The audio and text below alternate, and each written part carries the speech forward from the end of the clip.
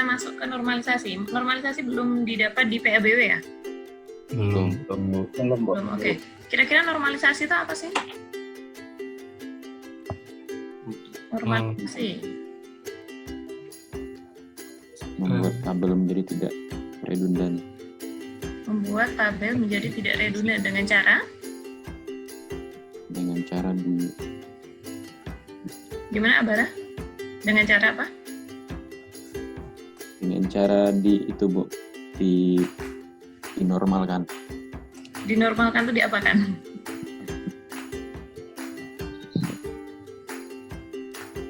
Yang lain boleh jawab.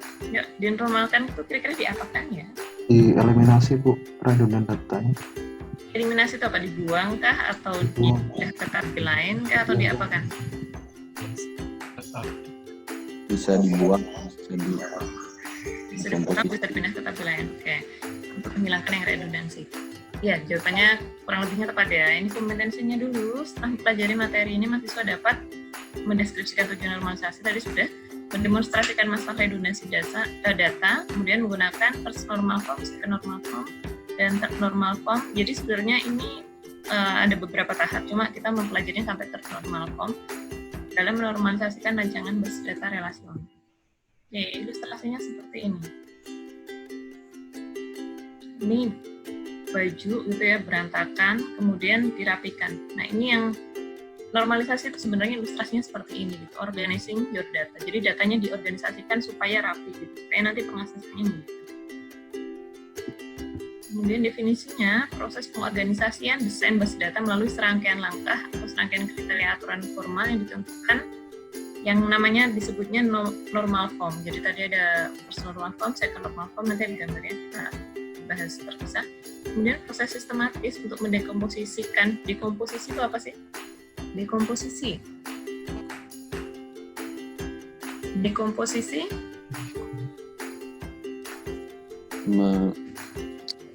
Memecahkan suatu masalah besar menjadi yang lebih kecil. Memecah ya. Komposisi itu memecah tabel. Jadi nanti bisa dipecah menjadi yang lebih kecil gitu. Kemudian yang lebih kecil tadi harusnya kalau nantinya digabung harusnya membentuk tabel semula yang seperti sebelum dipecah. Jadi proses sistematis untuk mendekomposisi tabel guna mengeliminasi redundansi data dan anomali manipulasi data. Itu ada insertion, update, sama delete. Kemudian di sini proses dekomposisi tabel yang buruk dengan memecah kolom ke dalam tabel yang lebih kecil. Nah, ini tahapnya normalisasi. Itu ada di sini yang paling dari tingkat paling rendah ke tingkat yang paling tinggi. Itu ada first normal form, second normal form, third normal form, Boyce code normal form, fourth normal form, fifth normal form, sampai seterusnya. Kemudian umumnya disarankan agar normalisasi setidaknya dilakukan sampai tahap yang ketiga. Disarankannya sih tahap ketiga atau Boyce code normal form, tapi yang banyak disarankan sampai third normal form. Ini udah memenuhi kaidah tabel yang tadi. Cirinya tabel ternormalisasi itu gimana? Jumlah atributnya minimal sesuai dengan kebutuhan data, hubungan dekat dengan fungsional dependensi. Fungsional dependensi itu habis ini nanti kita bahas. Ditempatkan dalam satu tabel yang sama, redundansi atau duplikasi data yang tidak diharapkan bersifat minimal dengan manfaatkan foreign key. Redundansi data itu udah paham semua ya? Redundansi data. Redundansi data. Kira-kira pemahamannya sudah sama semua belum? Redundansi data itu apa sih?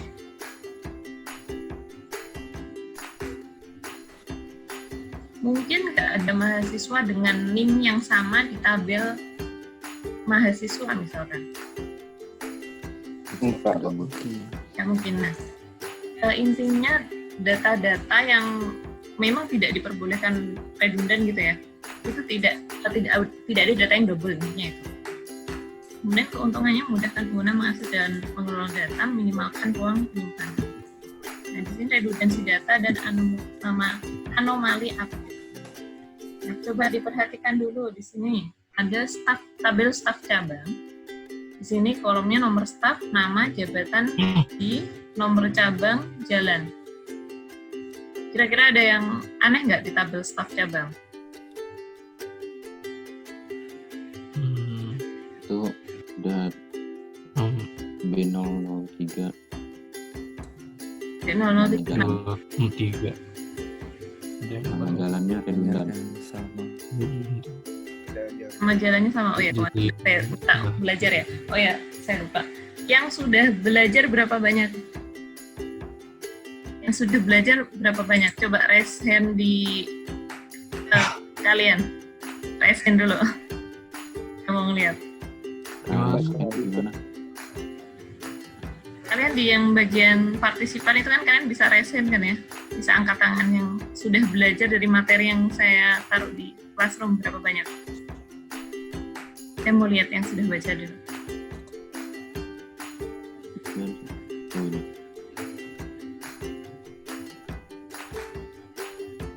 Oh, ini.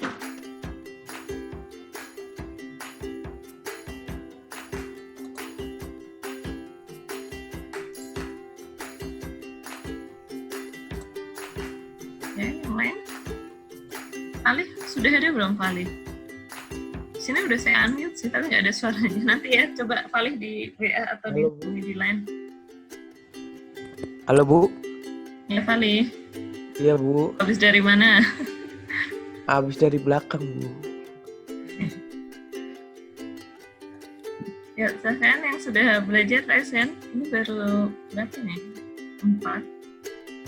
Silahkan yang lain, belum belajar? Afilia sudah baca belum? Bacain normalisasi bukan Bu? Baca yang normalisasi? Sedikit dulu. Sedikitnya tuh seberapa? Judulnya juga sedikit. Sedikit banyak tuh soalnya subjektif ya. Dava, Muhammad Dava Falhul Adha, sudah baca belum? Baru baca tapi belum paham, Bu. Baru baca belum paham. Yang lain? Belum. Yang baca 1, 2, 3, 4, 5, 6, 7. Oke, kita balik lagi. Ini nomor kan sebenarnya menjelaskan nomor cabang di sini. Ini kan staf ini bekerja di cabang mana gitu kan ya? Iya. Kemudian jalan itu kan jalan dari si nomor cabang. Berarti kan melekatnya bukan di tabel ini harusnya. Kita pisahkan coba di sini kita pisah sebagai tabel cabang. Di sini ada tambahan kolom baru yaitu kode pos. Berikan saja ya. Intinya memindahkan nomor cabang dan jalan ke tabel baru. Kemudian tabel staf disendirikan di sini. Ada nomor staf, nama, jabatan, ini tambahan jenis kelamin juga ya. Intinya dipisahkan. Terus kemudian nomor cabangnya ini sebagai foreign key yang merujuk ke tabel cabang. Jadi nantinya kalau misalkan ada cabangnya ada yang berubah nih, misalkan typo nih, misalkan B007 kan di tabel staf cabang, misalkan kita pasti pakai tabel yang pertama tadi. B007 di sini kita nulis ada pegawai baru masuk, kita nulis Jalan Nanas misalkan, Jalan Nanas atau Jalan Apela. Jalan Apela nomor 3 typo misalkan. Datanya kan jadi tidak konsisten. Yang pertama B007 Jalan Apel, yang pegawai berikutnya B007 juga cabangnya, tapi nama jalannya Jalan Apela misalkan. Kok malah kehapus misalkan pegawai S9 Ahmad ini resign. Jadi pegawai satu-satunya di cabang tersebut kita hapus, berarti kan data cabangnya juga hilang. Jadi itu untuk menghindari anomali update itu ya, insert update. Oke, kita lanjutkan dulu. Oke, ada penjelasan berikutnya. Redundancy pada tabel staf cabang, data cabangnya tadi berulang ya untuk setiap pegawai. Kemudian alamatnya muncul dipisahkan. Nah, di sini dipindah, alamatnya muncul satu kali tabel cabang, kemudian hanya nomor cabang yang ditulis berulang di tabel staf ini yang sebelah kanan setelah terpisah tadi. Kemudian redundancy berisiko memunculkan anomali update. Itu apa? Anomali atau kejanggalan yang bisa terjadi saat pemasukan, penghapusan, atau modifikasi data. Jadi sini ada insert, update, delete. Di sini ada case-nya juga. Ini tabelnya tadi saya tulis lagi di sebelah atas. Insert, misalkan kita masukkan data cabang baru ini tadi untuk jalan B007 typo menjadi ini, kalau tadi Apela yang contoh di sini jalan apel nomor 3 jadi jalan apel nomor 30 kan jauh ya, nomor 3 jadi nomor 30 jadi datanya jadi berubah. Kemudian kalau untuk update misalkan alamat cabang B003 di sini datanya ada berapa untuk B003? 3. Misalkan di sini ada, kebetulan datanya ada 3. Misalkan alamannya yang pertama kan alamannya di sini tertulis Jalan Bahagia nomor 5. Oh, ternyata pindah cabang menjadi ke Jalan Selamat nomor 1. Nah, sebanyak pegawai yang bekerja di B003, alamat cabangnya juga kita update. Kita ganti. Jadi Jalan Bahagia nomor 5, Jalan Bahagia nomor 5, Jalan Bahagia nomor 5 kita ganti menjadi Jalan Selamat nomor 1. Iya, kalau datanya ada 3, kalau datanya ada 100, kita mengganti status data. Kemudian kosa adil ya, penghapusan di sini tadi sudah saya contohkan juga. Ahmad ini kan satu-satunya pegawai di cabang B007. Misalkan kita hapus, berarti ya data cabangnya hilang.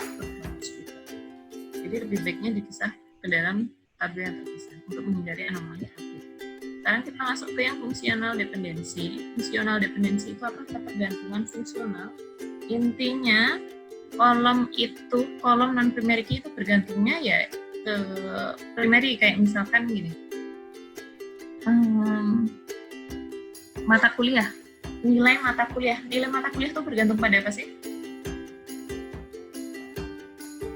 Nilai mata kuliah bergantung pada nilai tugas, ujian. Nah, untuk tabel, misalkan ada tabel mata kuliah, ada tabel mahasiswa. Kemudian ada kolomnya NIM, ID mata kuliah, nilai, tanggal lahir mahasiswa, dan seterusnya. Bergantungnya ke NIM sama kode mata kuliah. NIM dan kode mata kuliah. Jadi nilai itu kan nggak cuma bergantung pada NIM saja, karena nilai mata kuliah kan banyak. NIM juga nilai juga tidak bergantung pada kode mata kuliah saja, karena mata kuliah tersebut banyak gitu. Jadi kombinasi antara NIM dan kode mata kuliah. Jadi intinya itu. Jadi kalau ditulis notasi seperti ini, panah B, berarti A itu menentukan B. Jadi B ini bergantung kepada A. Jadi kalau A panah B, yang kiri itu menentukan yang sebelah kanan panahnya, menentukan yang sebelah kanan. Oke, di sini contohnya nomor staf mempengaruhi jabatan. Benar nggak? Misalkan nomor staf kode ID-nya Pak Hendrik, itu jabatannya Kajur. Benar. Iya. Benar kan? Bukan jabatan yang mempengaruhi nomor staf kan? Misalkan Pak Hendrik tadinya dosen biasa tanpa jabatan, naik jabatan menjadi Kajur, kemudian nomor stafnya berubah kan tidak? Jadi yang nomor staf itu yang menentukan jabatannya. Orangnya siapa sih sehingga itu menentukan jabatannya apa. Kemudian sudah, ini cuma contohnya aja, nomor staf SL21 jabatannya manajer. Di sini contoh yang sama. Ini seorang mata. Fungsional dependensi untuk mata kuliah tadi. Ini ada mata kuliah, basis data, payware, dan seterusnya. Ada di mahasiswa, ada nama mahasiswanya, ada nilai huruf. Fungsi dependensi dari tabel nilai. Ini bergantung pada mata kuliah? Enggak. NIM? Tidak. Tidak. Nama mahasiswa bergantung pada NIM? Ya. Iya. Saya coret-coret ya. NIM mempengaruhi nama, ini kenapa ya? Nama, kemudian apa lagi? Ini bukan tidak ada kode mata kuliah. Nilai huruf. Nilai huruf? Pada NIM dan Tergantung pada NIM dan itu mata kuliah. MK NIM, ini ya. Sudah kebaca nggak di tulisannya? Ini kurang awal gitu, kombinasi keduanya mempengaruhi nilai. Ya intinya nilai. Begini, ini mempengaruhi nama. Terus kemudian MK sama NIM mempengaruhi nilai huruf. Karena nggak bisa cuma NIM saja atau mata kuliah saja mempengaruhi NIM. Kemudian mata kuliah tidak mempengaruhi NIM, tambahan aja. Juga NIM juga tidak mempengaruhi nilai huruf. Yang mempengaruhi nilai huruf kombinasi dari mata kuliah sama NIM. Paham kan ya fungsional dependensi? Sudah paham belum? Intinya kolom mana yang mempengaruhi mana, kolom mana yang dipengaruhi mana. Jadi yang sebelah kiri itu yang mempengaruhi, intinya primary key-nya yang sebelah kiri. Langsung latihan, sebentar. Ini ada tabel universal atau start table.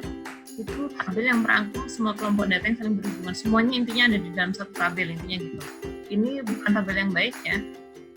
Coba sekarang kalau yang sudah belajar pastinya sudah baca. Ini buat semuanya aja.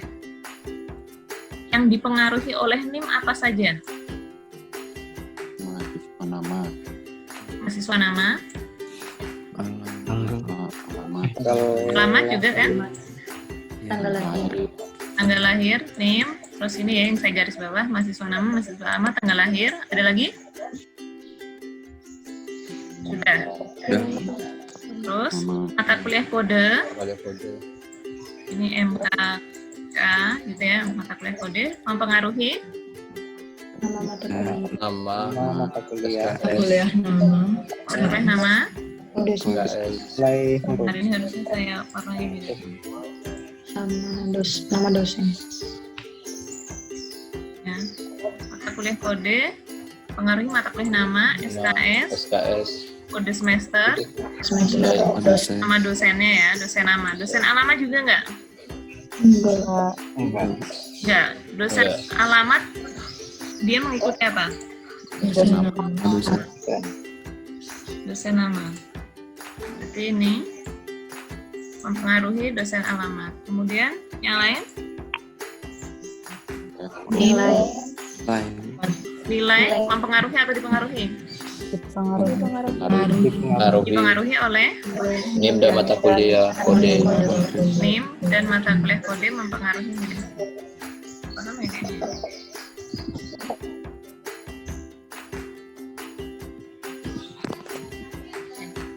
Sampai sini ada yang mau ditanyakan belum? Karena fungsional dependensi ini yang mempengaruhi nanti normalisasi. Jadi nggak usah bingung. Nanti normalisasi mungkin kalau yang sudah belajar barangkali bingung.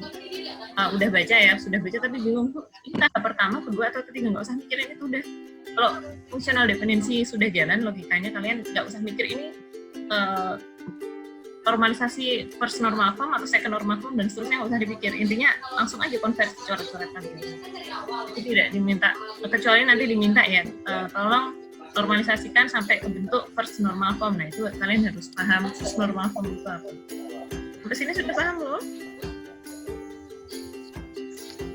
Sudah? Insya Allah.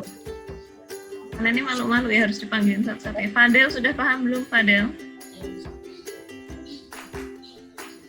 Paham, Bu. Paham. Muhammad Milano? Paham tidak Milano? Insya Allah paham, Bu. Insya Allah paham. Radipta, paham tidak? Sampai sini. Radipta Kurniawan? Paham, Bu. Paham. Oke. Lanjut ya. Masuk ke normalisasi. Normalisasi itu apa? Teknik atau metode gitu ya untuk menganalisis stabil berdasarkan primary key atau kandidat key dan ketergantungan fungsional dependensi yang dimiliki. Ini Profesor Foot ya. Teknik ini berupa serangkaian atom untuk mengetes setiap tabel agar basis data dapat ternormalisasi ke derajat tertentu. Jika hasil tes tidak terpenuhi, maka tabel harus dipecah atau didekomposisi menjadi tabel yang lebih kecil. Bentuknya ada first normal form sampai fifth normal form. Syaratnya itu basis data memenuhi first normal form, lainnya opsional tapi disarankan sampai dengan bentuk yang ketiga, third normal form.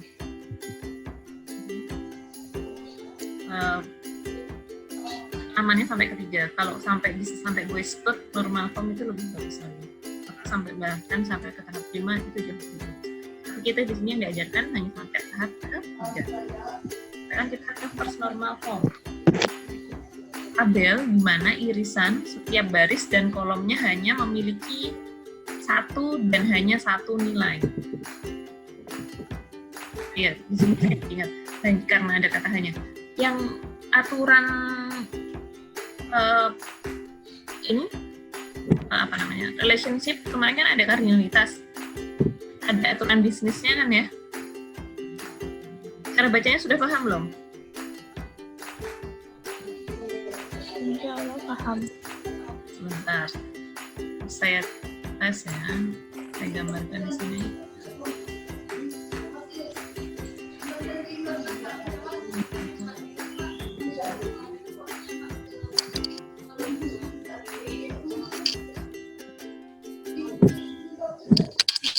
mahasiswa mengambil, di sini mengambil ya nggak kebaca. Ini mengambil intinya. Mahasiswa mengambil mata kuliah di sini many to many. Coba bacakan aturan bisnisnya siapa ya? Sebentar. Febi Eka. Boleh dibacakan aturan bisnisnya?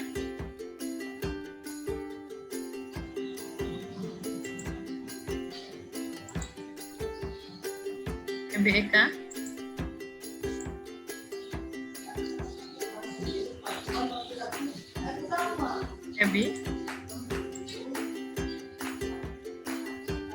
Febi Eka. Oke, cari yang lain dulu. Nabilah Nur. Ya, Ya, coba dibacakan aturan bisnisnya. Mahasiswa mengambil mata kuliah dengan kardinalitas many to many. Coba dari Krika. setiap mahasiswa mengambil satu atau lebih dari satu mata kuliah, dan setiap mata kuliah diambil oleh satu atau lebih dari satu mahasiswa. Satu atau lebih ya, nggak pakai Iya. satu atau lebih. Setiap mahasiswa mengambil satu atau lebih mata kuliah. Setiap mata kuliah diambil satu atau lebih mahasiswa. Iya. Coba yang lain. Tapi saya gambar lagi ya. Oke, nanti saya skip dulu aja. Oke, kita balik lagi yang ke bentuk first normal form di sini. Jadi intinya irisan baris sama kolom itu hanya punya satu nilai. Jadi dia terpenuhi kalau tidak memiliki atribut bernilai banyak. Nanti kalau ada atribut bernilai banyak nanti harus dipisah. Kemudian atribut komposit atau kombinasinya dalam domain data yang sama. Kemudian perulangan kelompok data yang sama. Setiap atribut dalam tabel tersebut harus bernilai atau tidak bisa dibagi-bagi. Contohnya ini. Coba di sini ada tabel klien rental. Ada nomor klien, nama klien, nomor properti, ini penyewaan properti ya. Alamat, mulai sewa, akhir sewa, nomor pemilik propertinya sama nama pemilik propertinya. Nah di sini kan Abdul Latif berulang ya. Di sini kan Abdul Latif berulang nggak kalau ditulis? Di sini berarti nomor klien CR76 ada berapa kali diulang? Dua. kali. Di sini ya. Kemudian yang CR56 Abdul Malik ada berapa kali diulang? 3. Tiga. Nah ini kan berarti tidak memenuhi yang first normal form, berarti harus dipecah. Di sini pecahnya menjadi apa? Ini perulangan polanya ya. Nah ini pemecahannya. Dipecah menjadi klien, nama, kemudian yang lainnya diulang menjadi nomor properti, alamat, dan seterusnya plus nomor klien. Jadi di sini dia merujuk ke ini.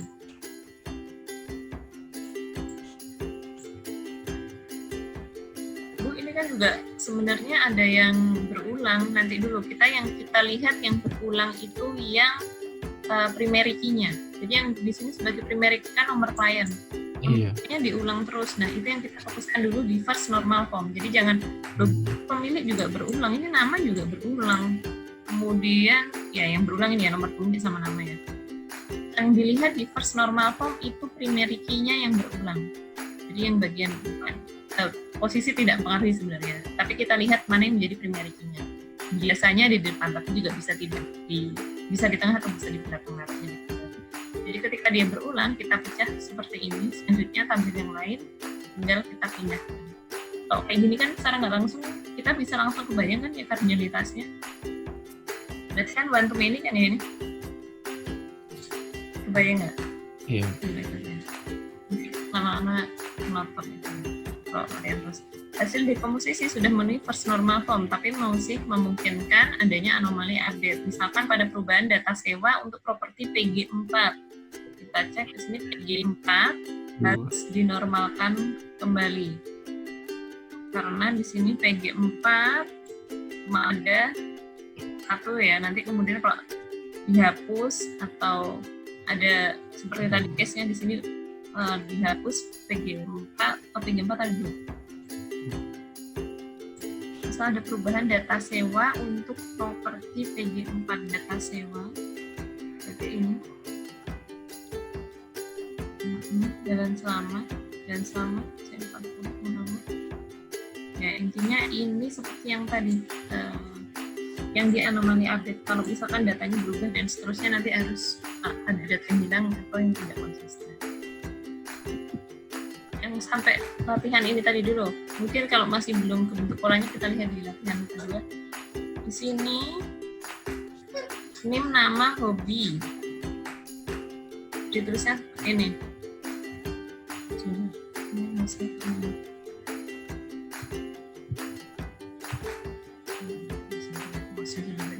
Oke, ini nama hobi. NIM sekian, namanya Heri Susanto. Hobinya sepak bola, membaca, komik, berenang.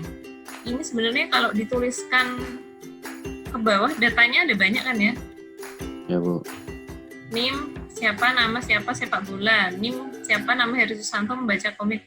NIM siapa, nama siapa, berenang gitu kan ya? Cuma ini ditulisnya ke kanan. Tabel di atas tidak memenuhi personal form karena dia berulang terus gitu, jadi tidak atomik.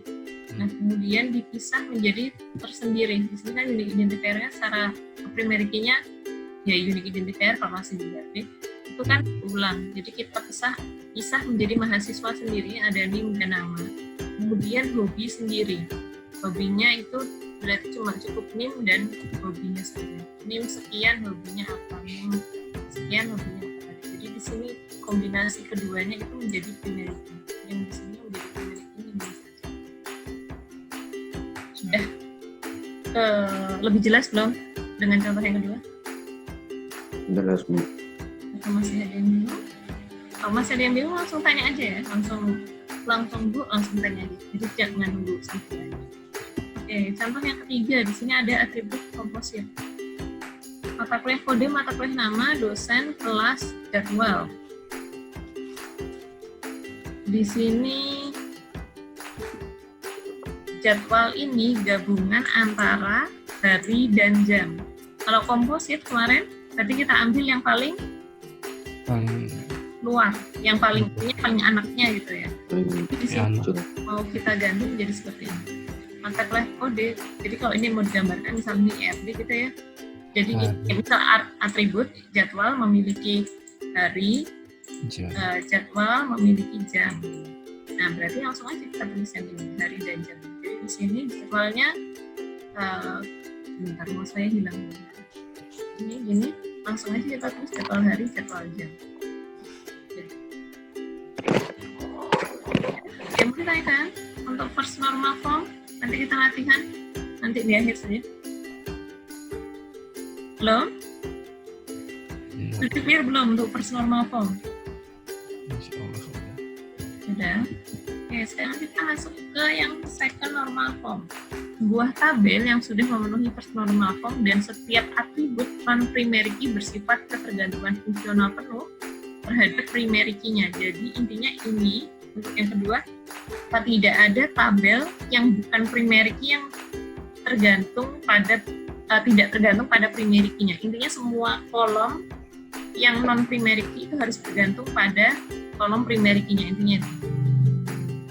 Untuk normal kedua sudah memenuhi first normal form, setiap atribut non PK memiliki ketergantungan fungsional secara penuh terhadap PK.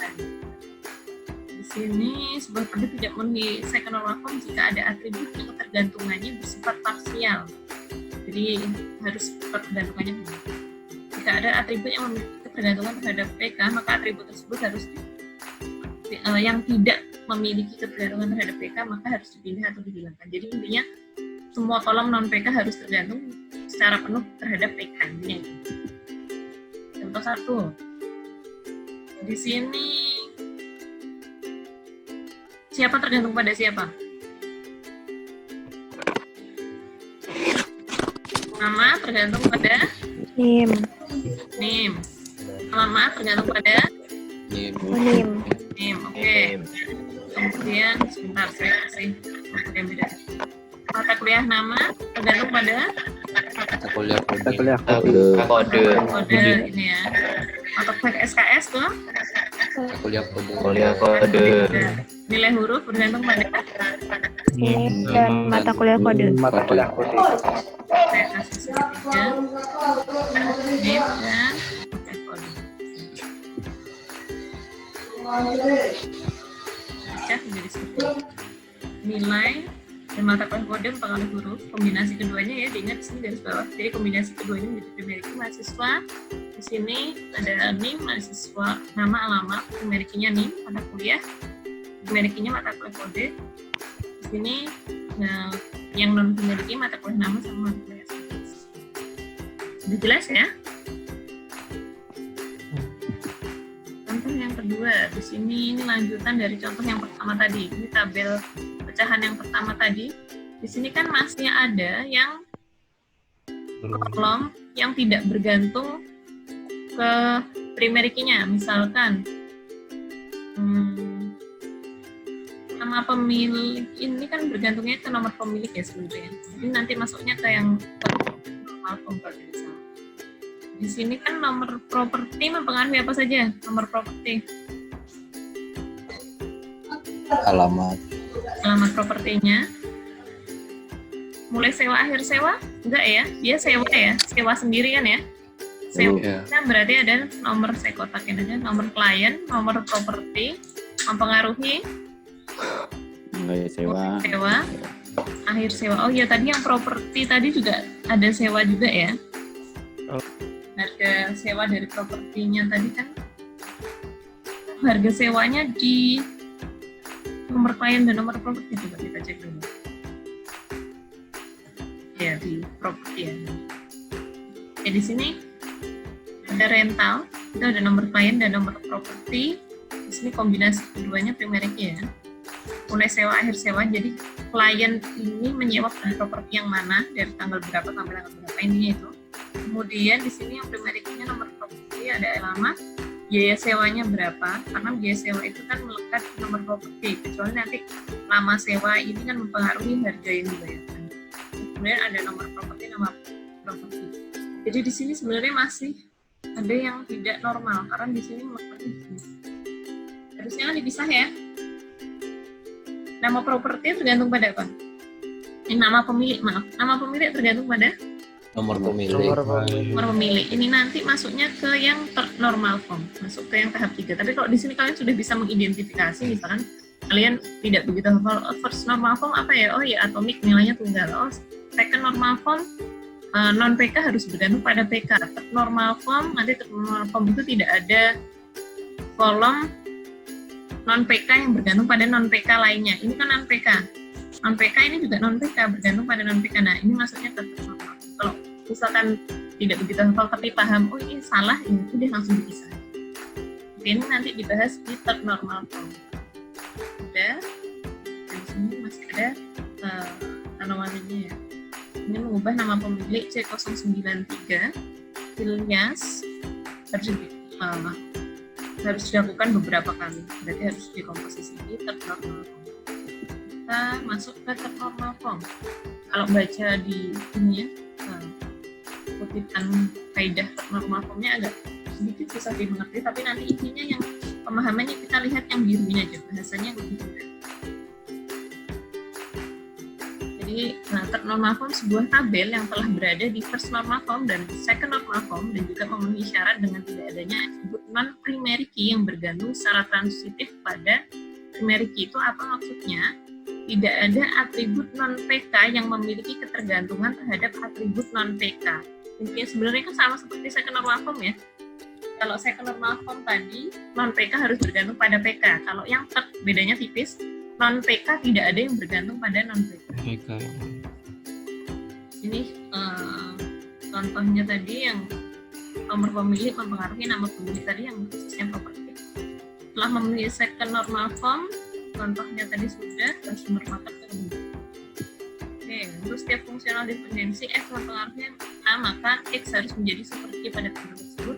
A merupakan bagian dari primeriki tabel tersebut. Makanya itu dikombinasi keduanya menjadi primeriki. Tadi ini bisa menjadi ini.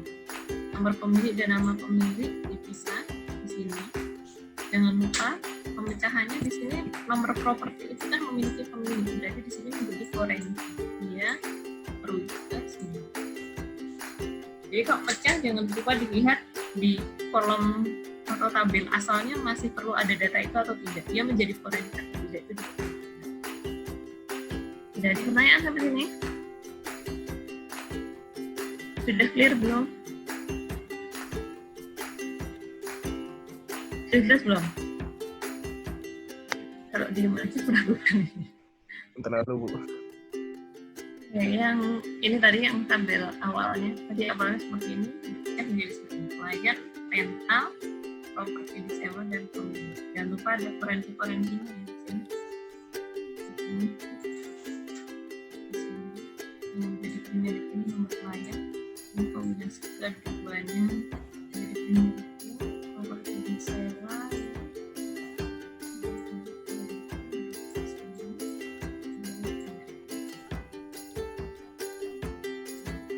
Kan? Belum? Masih ada contoh latihan lagi? Di sini perhatikan, ada nih nama, alamat jalan, alamat kota, alamat provinsi, alamat kode pos.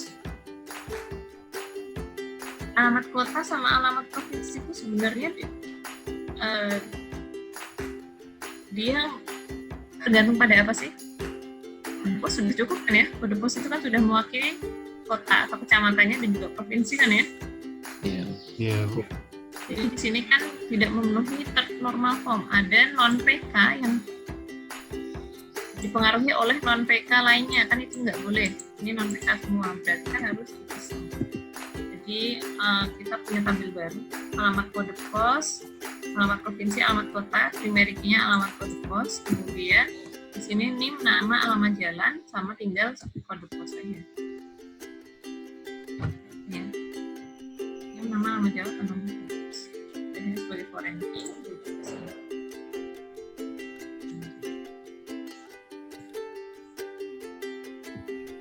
Ada yang bertanyakan nggak sebelum kita latihan?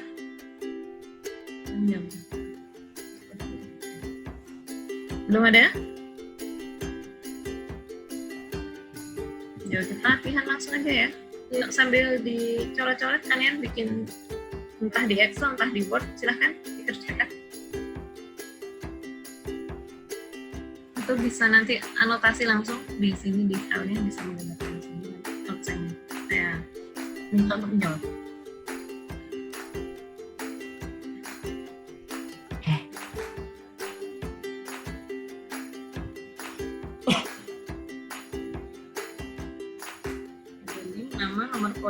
Nama prodi langsung first normal form sampai third normal form, tidak usah dipisah, langsung ke tabel hasil akhirnya aja, jadinya jadi berapa tabel, kolomnya apa saja.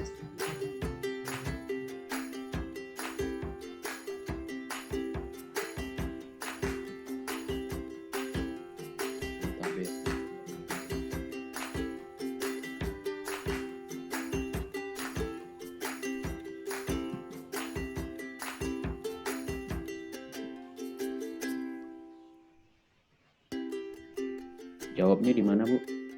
Nah, kalian bikin di kertas atau kalian bikin di Excel atau di Word kalian sendiri. Nanti bisa share screen atau nanti anotasi langsung di slide-nya di sini.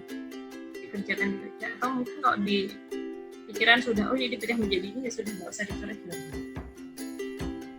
Sudah bisa belum? Udah, Bu.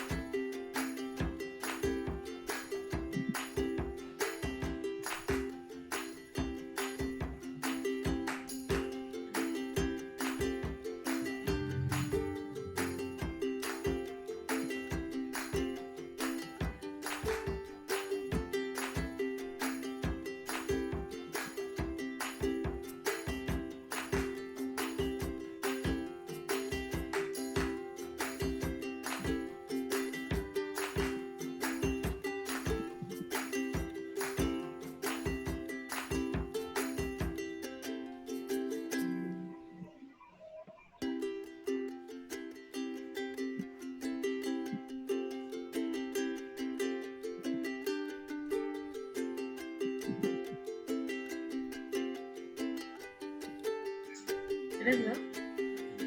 Ya, langsung aja ya. Coba siapa yang Dilfa deh. Dilfa bisa anotasi? Bisa kasih bikin anotasi belum? Coba di situ ada fitur anotasinya nggak?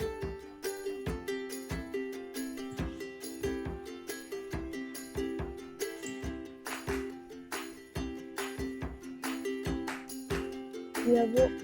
Gimana Bu? Ada fitur anotasinya tidak di situ? Bentar Bu. Ada Bu. Ada. Ya. Bentar. Langsung digambarkan tabelnya jadi apa saja?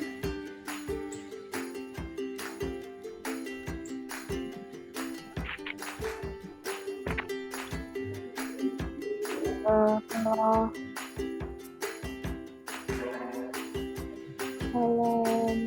saya Bu, Saya gambarkan, suaranya agak keras sedikit, boleh saya gambarkan? Kalau bisa. Halo. Ini jadi dekomposisi ya Bu? Dipecah sampai ke bentuk normal. Tabelnya jadi apa saja saya gambarkan ya sini. Oh ya, Bu, sesuai sendiri juga. Nah, Susah Bu. Susah Bu.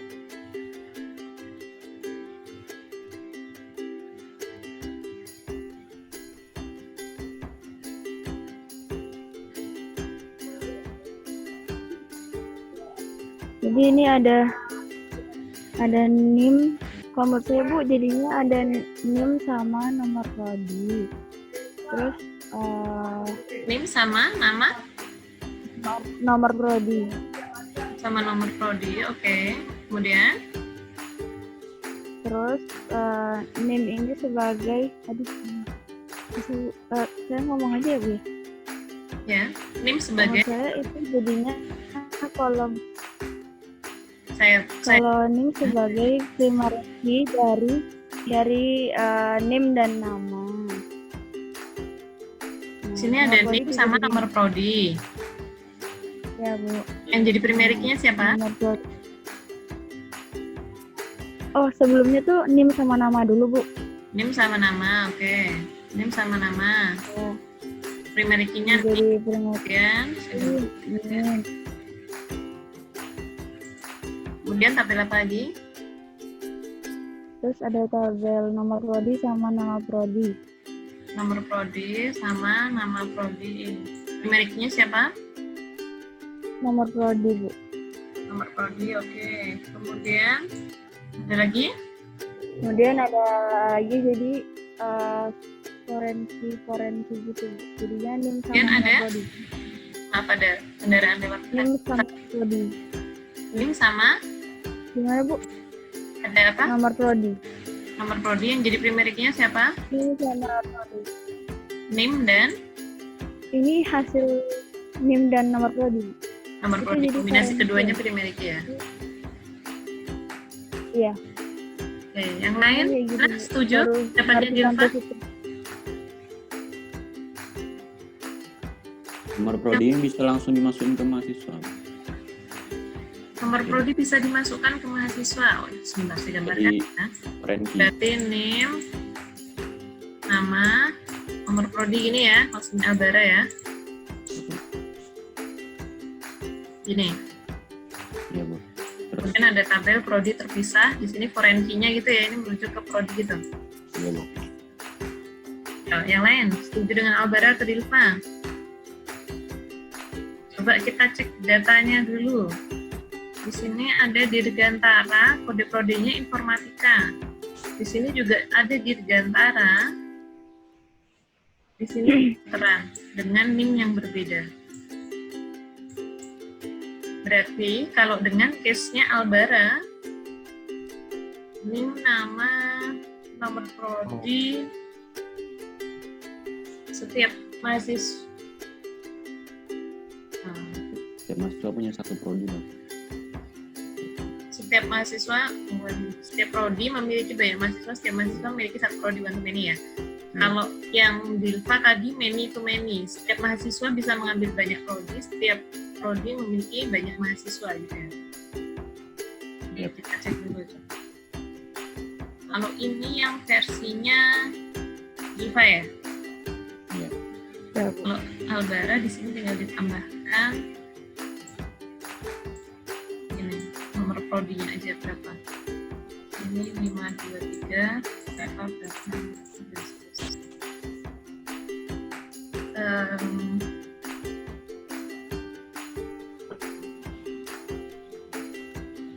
Kita lihat dulu.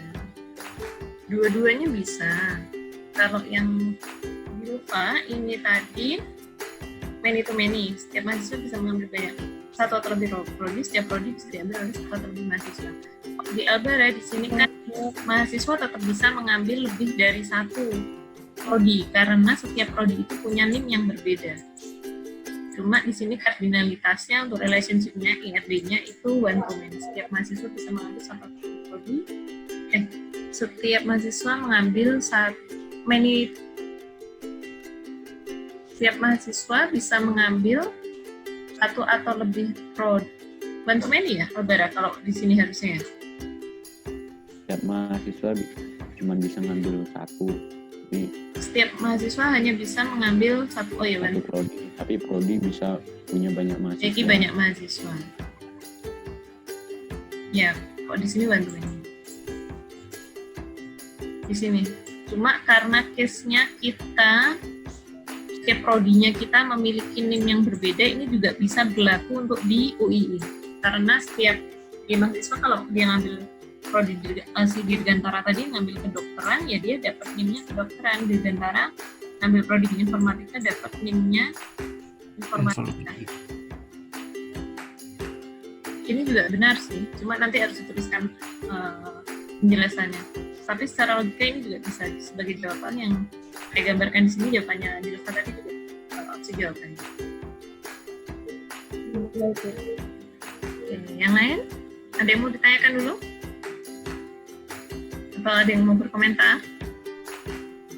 Kalau many to many, Kalau many to many jadinya ini, yang tergambar. yang Mahasiswa bisa mengambil satu atau lebih prodi, kan ini menjadi relationship-nya menjadi tabel baru, mahasiswa prodi. Ini many to many. tergantung case-nya, Bu. Tergantung case-nya. Tapi emang mungkin nggak, Bu? Gimana? Emang mungkin nggak mahasiswa punya banyak? Maksudnya Albara kecil. Memungkinkan Emang mungkin nggak, Bu, mahasiswa punya banyak prodi? mengambil banyak prodi. Mahasiswa mengambil banyak prodi mungkin saja, dan NIM-nya juga beda. karena kombinasi keduanya, sebenarnya bisa-bisa aja sih. NIM-nya kan untuk case ini berbeda, cuma kombinasi keduanya itu dia primary key, jadi nggak masalah sih. Karena ini kombinasi keduanya. Sebenarnya mau dituliskan sebagai gambar yang ini atau yang sebagai many to many bisa-bisa aja. Karena kan kita melihatnya yang ini, kombinasi keduanya dia primary key. Cuma mungkin Albara melihatnya kalau kombinasi keduanya mungkin mubazir. Kalau seandainya NIM-nya sama, dia mengambil prodinya berbeda, itu juga bisa. Misalkan ini NIM-nya sama, ngambil prodinya, mungkin Albara case-nya melihatnya gitu ya. Iya. NIM-nya sama. NIM-nya itu kayak cuman merujuk di satu prodi, kayak kita nih kan ada 523 di NIM-nya tuh. Juga bisa. Jadi sebenarnya kalau mau digambarkan dengan opsi yang pertama ini tadi, yang A, atau dengan opsi yang B, itu sebenarnya sama aja sih. Kalau secara case-nya sebenarnya sama. Sebenarnya ini cuma juga bisa menyimpan kan, tetap bisa menyimpan aja meskipun ini kombinasi keduanya. Di sini kan tetap bisa menyimpan. Kalau kita di sini kita pisah di sini juga tetap sama aja bisa menyimpan. Jadi kalau misal tidak ada IRD-nya, cuma disodorkan tabel, kemudian kita dilihat minta menormalisasikan, ya sudah opsi. Nanti saya akan melihat opsi yang A secara logika benar atau tidak. Nanti kalau misal ada opsi yang lain muncul, saya lihat ini secara logika untuk penyimpanan datanya bisa atau tidak, benar atau tidak. Gitu. Jadi tenang aja. Jadi tergantung. Kalau normal form itu ada nggak, Bu, kayak dia itu meminimalisir kayak tabel yang seharusnya tidak dipisah gitu, Bu. Meminimalisir tabel yang seharusnya tuh bisa Tidak perlu. Bisa Nah, dimampatkan. Sebenarnya normalisasi itu kan memastikan aturan ya untuk datanya seperti apa. Kalau untuk meminimalisir tabelnya ada berapa itu tidak, dia cuma aturan aja. Oh, data harus atomik. Aturan kedua harus merujuk ke primary key-nya. Aturan ketiga apa? Jadi tidak harus tabelnya. Iya, paham maksudnya Albara. Ada tabel yang nantinya sebenarnya itu sia-sia gitu, tapi dinormalisasikan secara aturan benar sebenarnya nggak masalah. Cuma nanti mungkin di penyimpanan datanya kalau memang datanya besar dia akan memakan space. Ada lagi mungkin? Bu, ini maksudnya yang mahasiswa prodi ini maksud ibu tadi A sama B itu gimana, Bu? Ini satu Ini dua-duanya bisa. jawaban yang sama kan? Atau ini tergolong Mana? jadi beda aja? Sebentar. Ini maksudnya jadi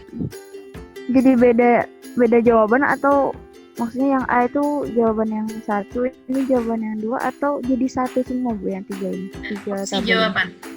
3 tabel ini Oh, opsi ya. sama. Kalau opsinya Albara tadi cuma ada 2 tabel, saya ganti pakai spidol warna lain ya. Oh iya ya, Bu. Ya, Bu. Paham, Bu. Ya, yang 3 tabel ini opsinya Dilva, jawabannya Dilva ini juga benar.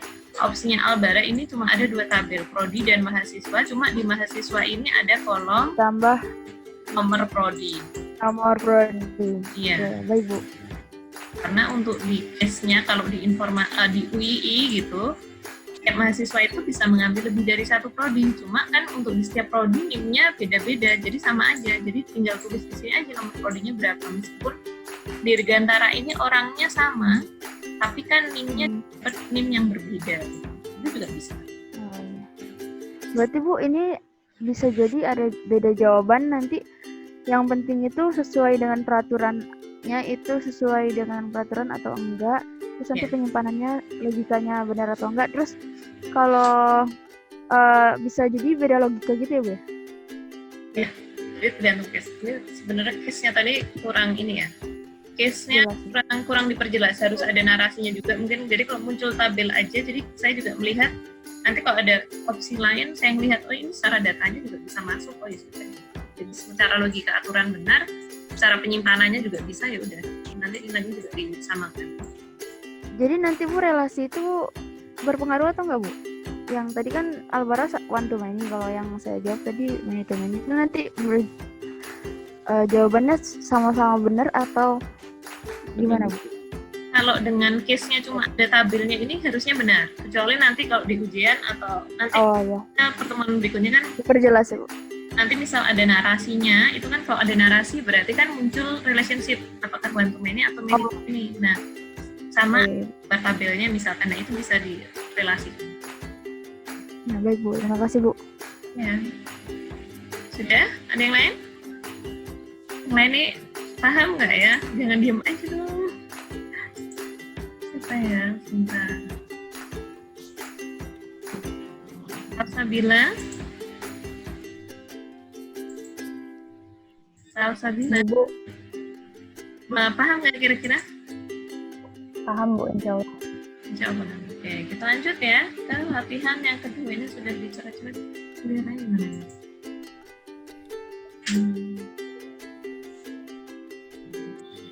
Oke. Latihan yang kedua silakan dikerjakan dulu.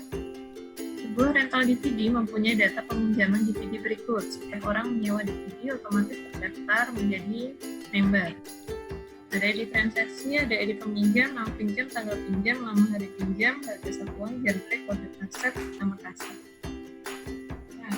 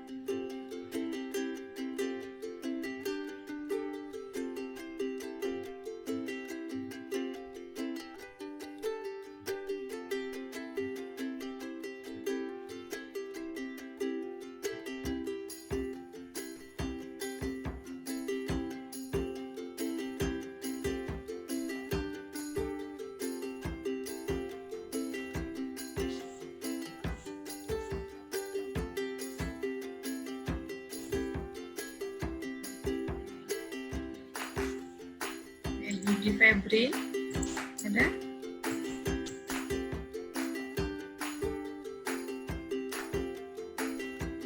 Yudi.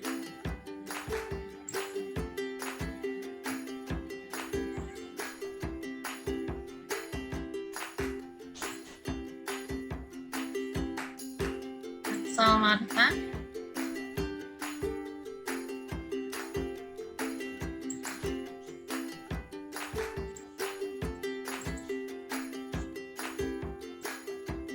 Sam.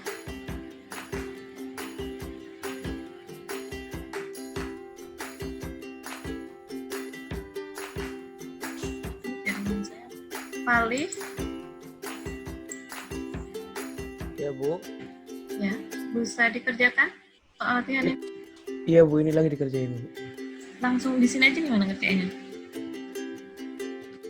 Bentar Bu. Udah saya coret-coretkan, tinggal ngomong aja. Ada tabel apa saja? Ada tabel ID peminjam, Oke, isinya. nama peminjam Bu, Oke. terus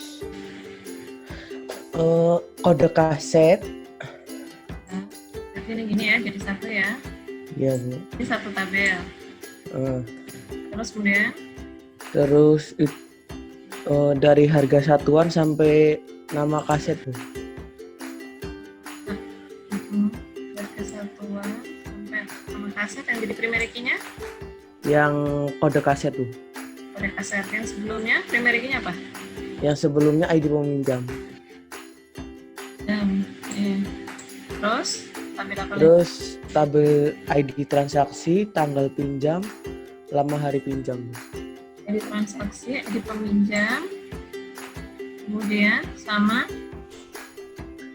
tanggal pinjam, iya nggak? Enggak Bu. ID transaksi, Ya, ID peminjam, oke. tanggal pinjam, lama hari pinjam. Oke, ini jadi primary key apa? Yang dimiliki ID transaksi. Di transaksi. Di peminjam jadi apa? ID peminjam jadi foreign Bu. Di foreign key. Jadi ada berapa tabelnya? 1, 2, 3 ya? Iya Bu. Jadi 3 tabel. Yang pertama tabel peminjam gitu ya, isinya ID peminjam dan nama peminjam, primary key-nya ID peminjam. Kemudian ada tabel kaset atau DVD, isinya kode kaset, nama, harga sama genre. Kemudian ada tabel peminjaman, isinya ID transaksi, ID peminjam, tanggal pinjam, lama hari pinjam, primary key-nya ID transaksi gitu. Oke. Bentar Bu. Sudah yakin toh? Kayaknya yang merah itu Bu, ditambahin kode kaset kayaknya Bu. Peminjam tambah kode kaset. Iya, Serius. yang merah. Serius. Tahu deng, Ya enggak? Ya atau enggak? Oke, saya kasih warna. kalau soalnya misalkan kalau kayak gitu kan berarti ntar dia belum tahu dia pinjam kaset apa kan Bu? Bukan di peminjaman, ID transaksi, ID peminjam, tanggal pinjam, lama pinjam, sama kode kasetnya. Oh iya Bu, bisa di situ Bu. Oh, jangan bisa, yang yakin dong. Iya Bu, di situ aja Bu. Di yang kuning Bu. Oke. Ini yang merah ganti jadi kuning ini ya. Iya. Ada tabel peminjam, soalnya dia otomatis menjadi member ya. ID peminjam, nama peminjam, kemudian kaset, kode kaset, nama kaset, genre, harga satuannya berapa, tabel peminjaman, ID transaksi, ini belum saya kasih penjelasannya ya, kode kaset, ini ID peminjam, di sini ID transaksi, ya di sini sebagai foreign kita sini, di sini foreign kita, tanggal pinjam sama pinjam, ID peminjam sama kode kaset. Ada yang mau ditanyakan? Sudah. Jawaban yang terakhir ya, Falih ya tadi ya, yang benar ya. Iya Bu. Yang lain ada yang mau ditanyakan tidak?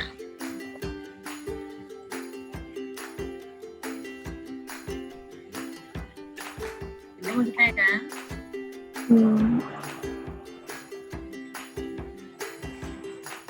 Bu, mau nanya. Ya, bisa. Silakan. Kalau misalnya kayak di transaksi gini, misal peminjaman tuh misal dengan kaset yang sama itu bisa minjem, misal ya Bu, bisa minjem lebih dari satu. Kan nanti berarti ada jumlah, misal ada jumlahnya, ada harganya sama jumlah yang harus dibayarnya gitu Bu. Total bayarnya misal. Kalau kayak gitu kan berarti total bayarnya itu bergantung sama jumlah bayar sama harganya Bu. Berarti kan itu non PK bergantung sama non PK juga. Dan saya gambarkan aja. Misalkan di sini ada tambahan, ini ya. Ini ada tambahan apa tadi? Jumlah bayar atau apa tadi? Jumlah barangnya. Jumlah barang, kuantitinya. Misal satu DVD dia pinjam lebih dari satu gitu ya. Ya, dengan Udah. DVD yang sama gitu, kode Ya. kaset yang sama. Terus ada sama jumlah bayar. Kemudian Udah Bu, kan harga satuannya udah di kode kaset, udah terwakilkan kode kaset. ini masuknya ke tabel yang mana gitu atau gimana pertanyaannya? Iya, kan jumlah bayar itu kan bergantung sama jumlah barangnya juga Bu. Ini dua, ini satu gitu ya. Ya kan jumlah bayarnya bergantung sama itu juga Bu. Itu Ya. kan berarti non PK bergantung sama non PK Bu. Oh bukan. Tergantung itu maksudnya bukan perhitungannya ditentukan oleh apa? Maksud transaksinya. Jadi jumlah bayar ini kan untuk transaksi yang nomor ini. Jumlah bayar misalkan 50.000 tergantung pada transaksi nomor 123. Dia untuk transaksi nomor 123. Jadi itu bukan perhitungannya. Kalau perhitungannya nanti by code misalkan harga satuan 5.000 dikalikan 2 berarti di sini 10.000. Ini B1 harganya 5.000 berarti di sini 5.000. Ya Berarti ke relasinya, ke hubungannya. Ya. Jadi, berarti memang tetap satu tabel gitu ya Bu. iya. Tetap. Kecuali nanti kalau ada case dia akan dipisah menjadi detail peminjaman itu juga bisa. Tapi nanti kita lihat dulu case-nya juga sama tabel universalnya atau tabel start tabelnya tadi seperti apa. Apakah dipisah menjadi peminjaman dan detail peminjaman atau cuma peminjaman saja. Baik Bu, makasih. Dan yang lain ada yang mau ditanyakan? Kalau setelah harga satuan, harga total bisa Bu? Gimana? Kalau setelah harga satuan, misalkan ditambah satu row lagi, harga total kayak gitu Bu, maksudnya? Bisa nggak Bu? Harga totalnya di mana? Peminjaman atau di kaset? Di tabel kaset. Ya, maksudnya kalau kalau total itu masuknya kemana Bu? Total di peminjaman. Pinjaman ya Bu? Karena kan gini, definisi atributnya ya, misalkan mahasiswa punya NIM, punya nama, punya nilai. Nilai benar nggak di tabel mahasiswa? Yep. Mahasiswa kan punya nilai dari banyak mata kuliah gitu kan ya. Jadi nilai tidak ada di tabel mahasiswa. Jadi sama juga seperti itu. Jadi misalkan total itu total dari apa? Total dari setiap transaksi peminjaman. Berarti adanya di tabel peminjaman, bukan di kaset. Kalau kaset kan ya atributnya kaset, ya nama, genre, harga kaset itu, bukan harga total untuk setiap peminjaman. Kecuali stok ya. Kalau stok ya, untuk kaset ini stoknya berapa? Nah itu bisa stok atau jumlah yang available berapa itu bisa masuk ke tabel kaset. Ya. Lagi mungkin Bayu? Present? Jadi Bu, tadi saya masih agak kurang paham sebenarnya Bu dari yang kan tadi banyak normal persyaratan Ya, personal form sampai atau persyaratan normal form. Oke. Terus saldo serta itu gimana Bu kalau dalam implementasi dalam soal-soal gitu Bu? Pengaruh banget nggak Bu ya? Kecuali nanti diminta normalisasikan sampai ke bentuk first normal form. Nah itu harus paham. Kita juga harus memahami kalau first normal form itu berarti irisan antara row dan kolomnya itu tidak boleh ada yang nilainya redundan untuk unique, untuk primary key-nya misalkan. kemudian dan seterusnya. Jadi kita harus paham peraturan, tapi kalau misal tidak disebutkan ya sudah langsung ke hasil akhirnya gini aja, tidak perlu Oh iya. ini tahap kedua ini nggak perlu. Jadi kalau tidak disebutkan langsung ke hasil normalisasi saja sampai. Nah, Oke Bu. Baik Bu, makasih Bu. ya. Ada lain-lain mungkin? Silahkan. Itu kalau misalnya tadi kan dari Nabila, misalnya kalau dikasih total pembayaran di peminjaman tuh, Ya. itu bakalan itu nggak Bu kayak langgar anomali update, bakalan anomali update nggak Bu? Soalnya ini kan kalau di tadi di PPT anomali update tuh terjadi bisa misalnya perubahan data tuh, misalnya kaset itu harganya berubah nih Bu, Ya. jadi kan otomatis total pembayaran semuanya kan berubah Bu. Oh, nanti kalau seandainya ada perubahan. Iya. Iya, harga Jadi perlu dilihat. Jadi nambahkannya bukan di setelah akhir normalisasi baru kita tambahkan, tapi tabel awalnya yang start tabelnya kita lihat dulu, baru dipecahin. Nanti perlu nggak ada tabel peminjaman dan detail peminjaman atau tidak. Jadi kita lihat case tabel awal normal semua dulu. Jadi penambahannya bukan di akhir. Jadi melihatnya harus semuanya, universal semuanya. Berarti kalau ditambahin itu bakalan anomali update ya? Bisa dikatakan Kalau seandainya gini, menurut sebentar, pertanyaan Albara, seandainya di sini ada total peminjaman gitu ya Albara ya? Kita total harga. pembayaran, iya total harga. Dan di sini kita tambahkan total harga. Apalagi mungkin cuma satu saja, total harganya aja. Iya total harga sama itu misalnya sama cacah kasetnya. Quantity misalkan ya, quantity.